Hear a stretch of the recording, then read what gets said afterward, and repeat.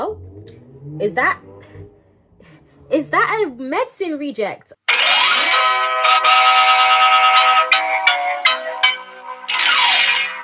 Young buck with a motor mouth, it's W2 where he rolled around. Top of the towers, the one with no showers, but he's still proud of the NZ shots. Before ride out, Sammy's and nines. Bang balls with J's, my guy. Brixton market, weekly fives of the march and a bargain on lower price. Man fed them well, but the ends were held. These time he's only 9. Young Chris, not the lonely type, he bust out a dance, it'll all be fine. Had less, but I guess he ain't known, cause all of his brethren was poor in his road. Uncles blazing Joe, but they told him stick to his books and grow. Got gas when he got a brick phone, big dreams, man, one live inside a big home. These times he was playing on. Yep, that's me, Biomed Baddie, and I'm going to be taking you through my journey as a biomedical scientist at Warwick University, so stay tuned. Wash our world, I'm grown now. It's about to go down.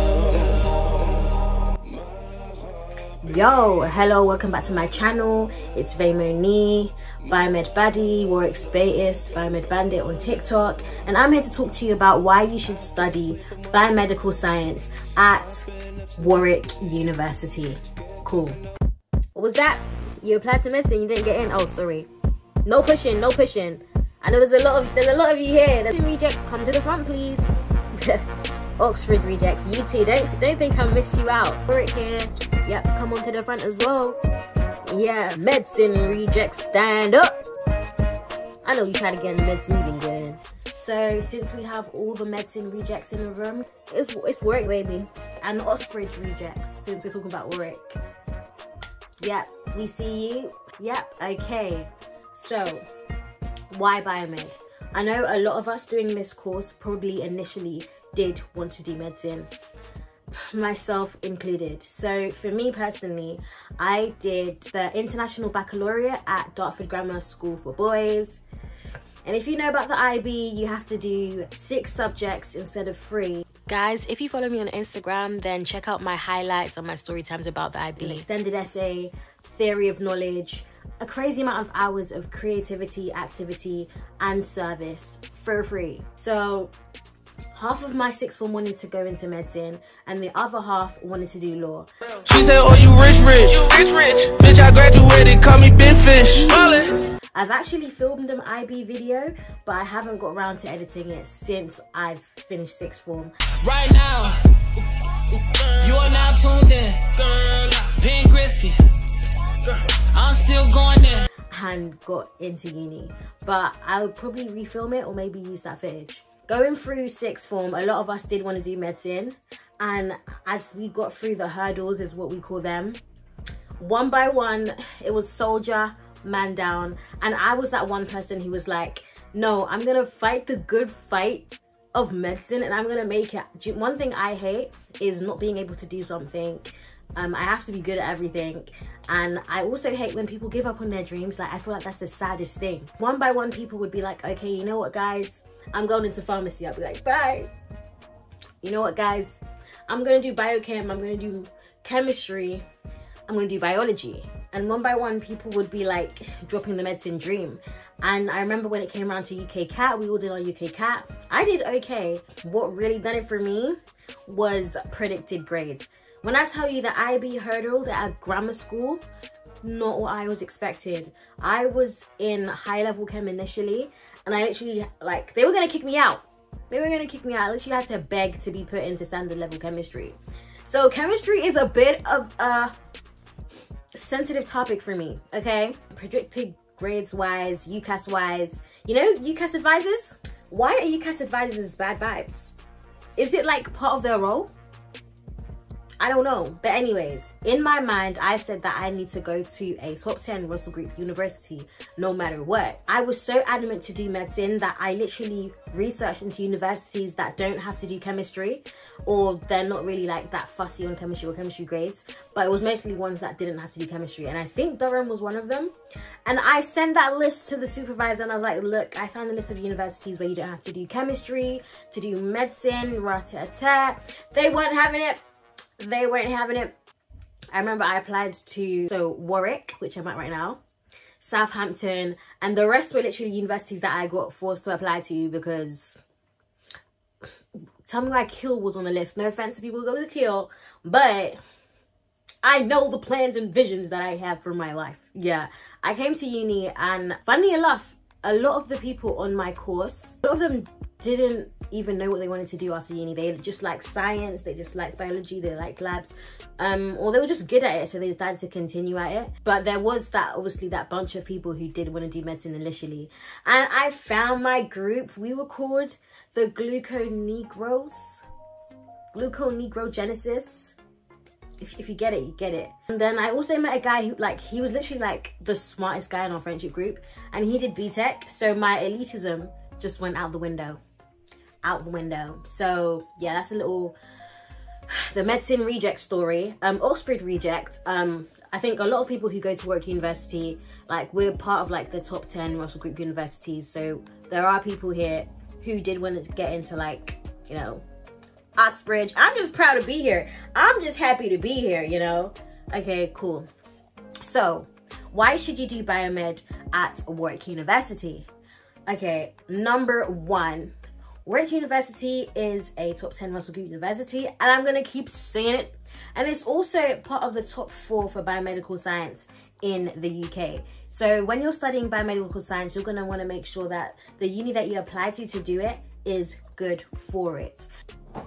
Also, another main reason why you should do Biomed at Warwick is that the degree is IBMS accredited, meaning that the International Institute of Biomedical Science actually recognize it as a degree. So if you go to a uni that doesn't have it as accredited, then your degree isn't recognized. Like, you might as well have taken a history degree, you might as well have taken a psychology degree, because the Institute of Biomedical Science do not believe that your uni was woke enough to give you that degree. Essentially, like, you need your degree to be recognized, guys.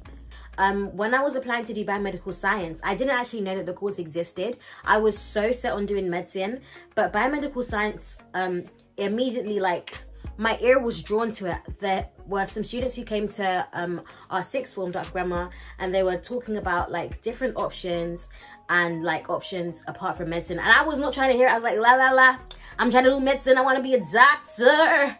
I'm not going to give up on my dreams no matter what, no matter how long it takes. But biomedical science, I was like, okay, I'll hear you out. But she was saying, like, don't do it if you want to go into medicine, like. And I was like, no, I don't care. Like, I'm going to do it. Like, by the way, biomedical science is a very good way to get into medicine, but it's also a very good way to get into other things as well. And I'll get into that. So why you should do it at Warwick? It's a top 10 Russell Group university.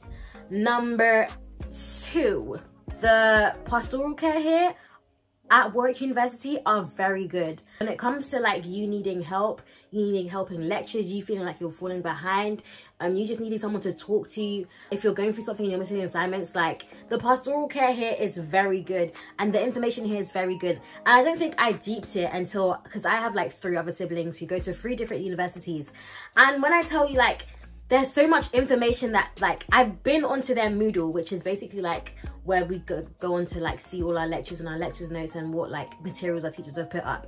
The resources are lacking, like, their information pages are lacking. Like, Warwick, they've actually done it when it comes to pastoral care and having information out there. Like, I know sometimes students be complaining on Twitter, but when in comparison to other universities, Warwick is doing the damn thing when it comes to pastoral care of students. So 1 and 2, we're top 10 pastoral care of students. Okay, 3, I really like the course structure of biomedical science at Warwick University.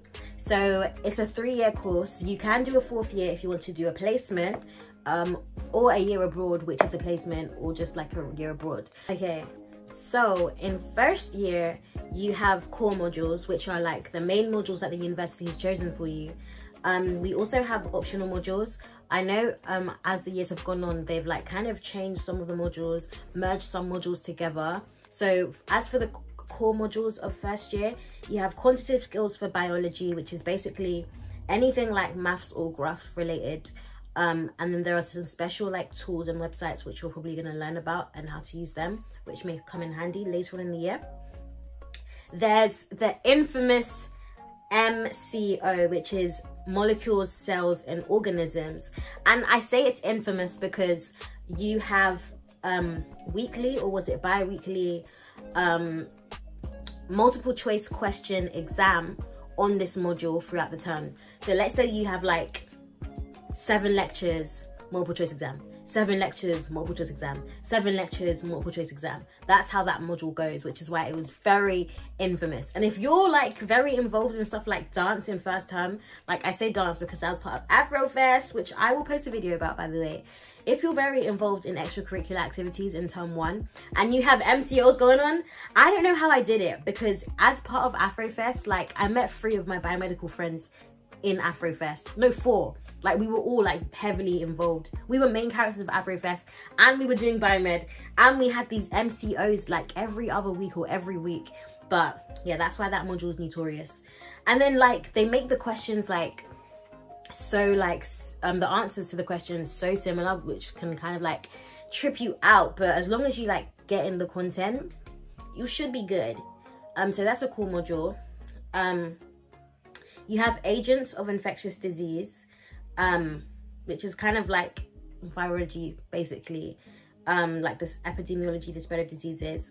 And you have physiology and metabolism, which you learn about like whole organisms and their functions. Also guys, there is a module called chemistry for biologists. If you flopped chemistry at 6th form, or if you didn't do chemistry, and they're going to force you to do that. So yeah, it's open book though, and it's just a pass or fail grade. And so then there were optional modules. They don't have them on the website right now because they're trying to like screen it for what they're going to do for when you guys come in, which is why they might change. But for my optional module of first year, I chose animal anatomy.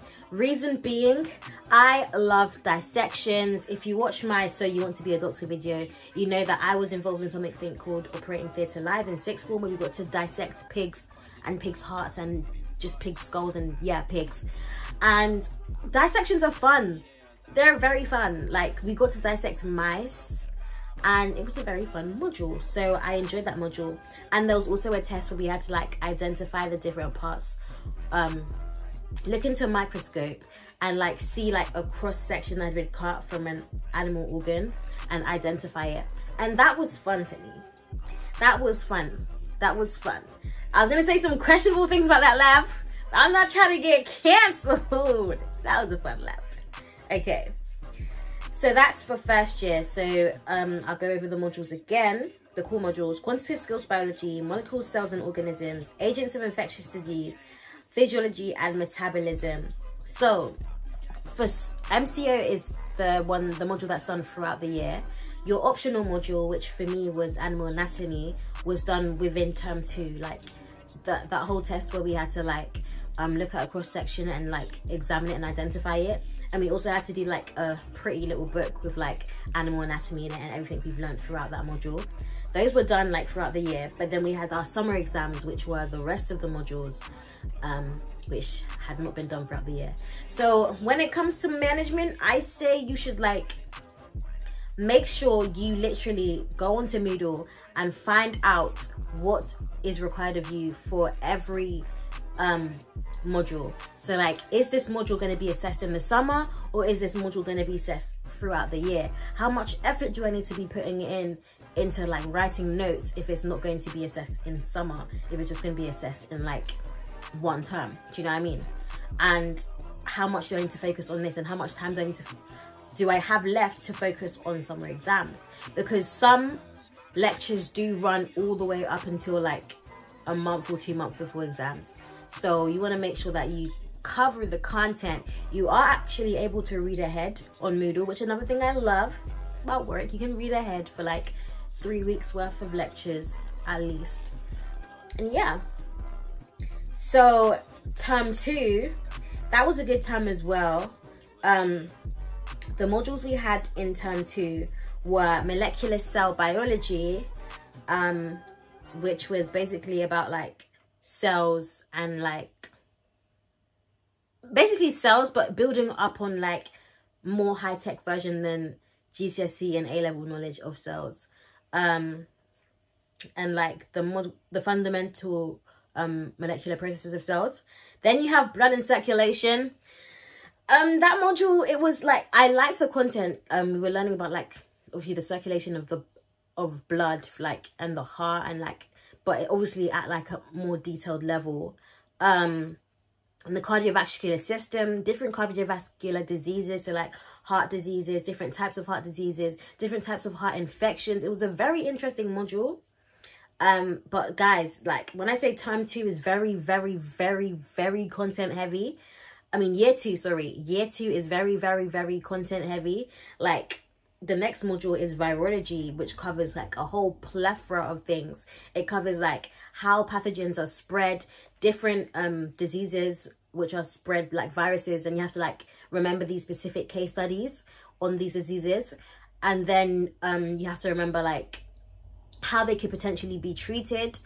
And then like there was like, oh, like I remember there was like 5 lectures dedicated to this one disease, like tropical disease, like, yeah, but it's a tropical disease, but it's found in different countries. Like there were 5 lectures dedicated on the characteristics of the disease throughout those different countries.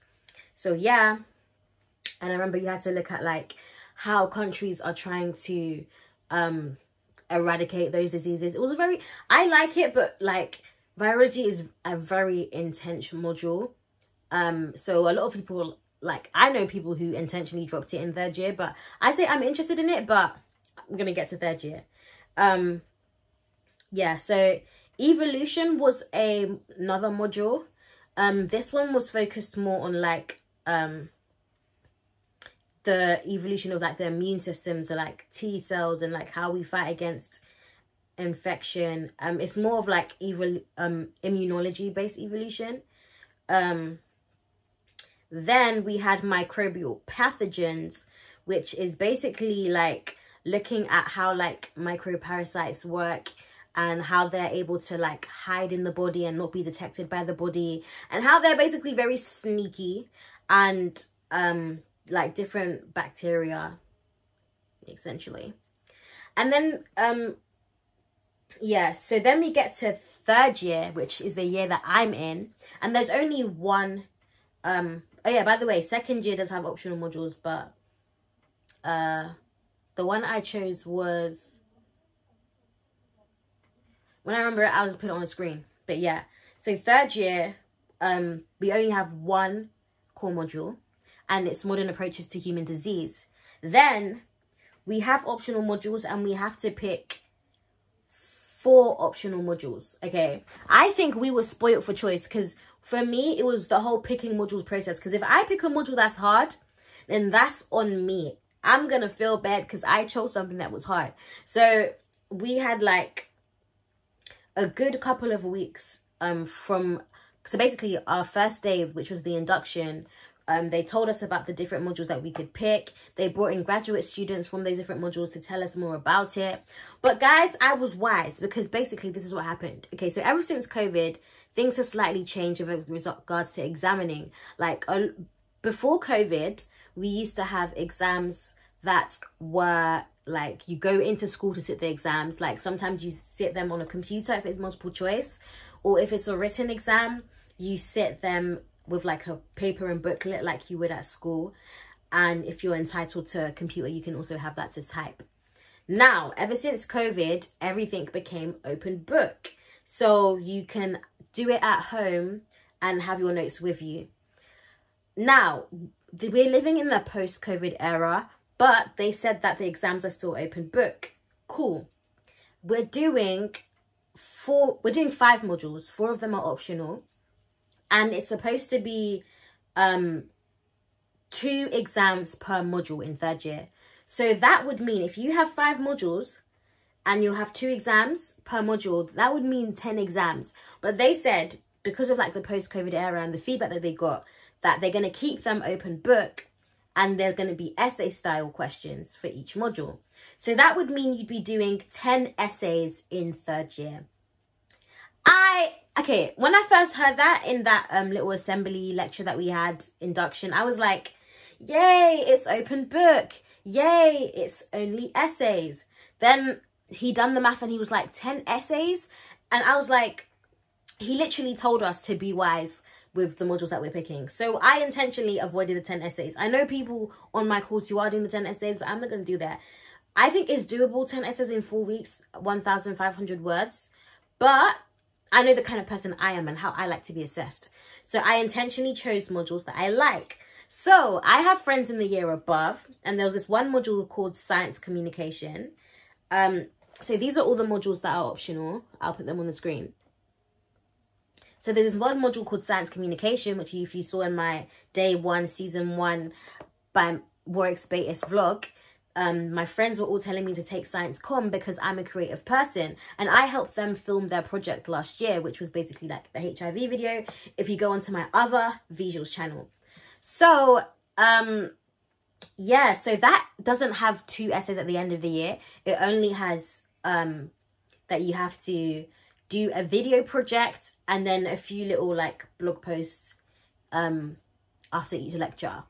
Blog posts or like a storyboard or like a story or like a video. Like each lecture has like they'll teach you something like how to make a blog post, how to basically how to communicate science. So if it's blog, then if that day is about blogs, then you'll have a blog for homework. If that day is about videos, then you have a video for homework. If that day is about storytelling, then you have a story for homework, comic strip for homework, and so on. So that is like perfect. No exam at the end of the year. All you have to do is just submit a video and submit a plan for that video, and then write a reflective essay on how you found the module.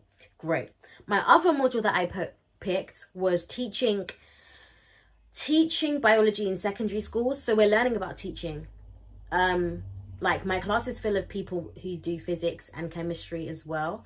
So we're basically learning about how to teach science to key stage, the different key stages in the UK, and how teaching, like it's basically a module all about teaching. Like we're learning so much, and I really like the module. Like maybe I should be a teacher someday, I don't know, but yeah. So and the last, so I've picked Science Communications, Introduction to Secondary Teaching. None of them have exams in the summer, which are like 2 essays.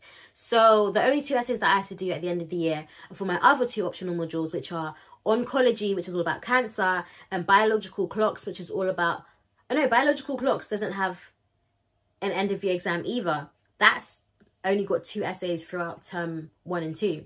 So but Biological Clocks, the 2 essays, I've already done one, and one's coming up. And then so yeah, so my other optional module is Oncology, which is cancer. That has the 2 summer exams, which are the open book essays. And then Modern Approaches to Human Diseases, which is the core module, which is the other one that has 2 summer exams because it's core. Cool. So I'm only doing 4 essays at the end of summer, but I have like a lot of coursework and project-y based stuff and like short essay based stuff throughout the year, which I prefer. So yeah, so that's an overview of first year, second year and third year, which is a good reason why you should do Biomed at Warwick, because I like the course structure. Thirdly is because, okay, I don't know if it's the 3rd or 4th point, but why you should do Biomed is because when it comes to medicine, that's like to do with like working with people, like physical humans with people. I initially did and still do want to be a pediatrician, so like working with children in hospitals, doing the ward rounds, doing the analysis, looking at the symptoms. And the more I've done this module, the more I've found out that biomed and medicine come hand in hand. So biomed is medicine in the labs, medicine is medicine with the people. And when we do our labs, especially our 3rd year labs, we did a lot of like looking at samples. Like our labs were very like epidemiology based, so Modern Approaches to Human Disease based. That was what our labs were like this year. So we had urine samples, we had blood samples, we had nose swabs, and we were looking for a particular disease in each patient. There were 3 patients and we had to try and diagnose them. First, based on the symptoms that they came in with. Secondly, based on their medical background. And third, based on the labs that we did, like a week worth of labs. It felt like a 9 to 5, guys, but I love labs, but it felt like a 9 to 5, guys. And We had to find out what they had, and at the end write a lab report based on what he understood. And yeah, I really enjoyed that. Like, it was fun to be like, okay, but they could have this because they say they have this. Okay, their blood samples show this bacteria and that bacteria, which links to this. Their urine sample shows this and this, which links to that. And that really made me like Biomed. I was like, wow, like, do I want to do the doctor side? Do I want to do the talking to people side, talking to patients side? I feel like there's so much more that can be done on this side, which is like the research side, which is like the lab side. These types of labs were fun. Like, it's not like chemistry titrations, but this is like actually like looking at people's samples and trying to see what they have and trying to figure out what they have. And I guess with Biomed you can also like use the knowledge that you have to also look into like potential cures and like research into so many different things. So becoming a scientist has become more appealing throughout doing this course. I've realized just in life, just in general, like my personal experiences with like hospitals and doctors and the healthcare system, NHS and everything, I was like, raw, like, do doctors really have a lot of input when it comes to like the science of this world, especially living in a world where like scientists were at the forefront of like the blame and us wanting answers for what's happening with COVID. Why are we in the lockdown? Like, scientists were the ones that needed to rise up and explain what's going on. And before I go into like my personal views and like the world we live in, I just think that we need, like, scientists are very powerful in this generation, like both for good and for evil. Like, I done a presentation in first year on bioterrorism and Ebola, and it just made me think, like, scientists are like so powerful. Like, we come up like with the research and the knowledge and the understandings. Doctors need to do everything by the book, but scientists come with the breakthrough.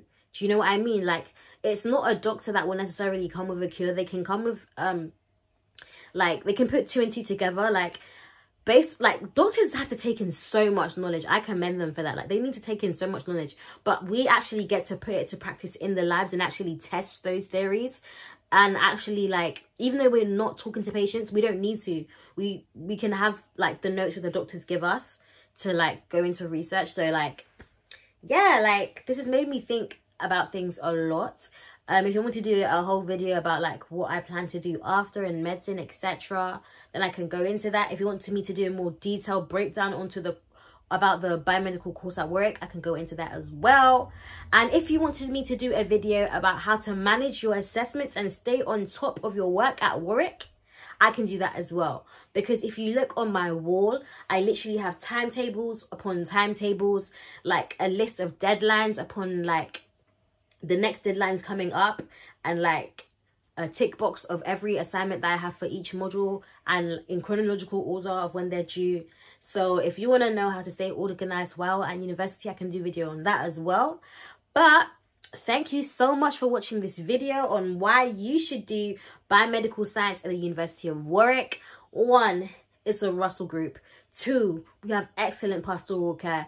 3, the modules are laid out in such a way that is so inspiring and like it's so like interesting and intriguing, and they allow you to pick different optional modules which are tailored to your interests and your studying style, and also like your testing style, like how you like to be tested. And yeah, like, it goes into a lot of details. And 3rd, Warwick course has been approved by the Royal Society of Medicine, and it's also been approved by another thing, I'll put it there. So it means that your degree is like legit, essentially. I mean, you're at a top 10 university. Yeah, and I hope this video has also been an encouragement to people who are medicine rejects, or I don't want to say that, or are just looking to get into medicine. So yeah, that's been me. More videos on the way, more vlogs on the way, especially because I love filming those. It's also 30 minutes, so I'm trying to cut this down. But thank you so much for watching. I hope this has been informative.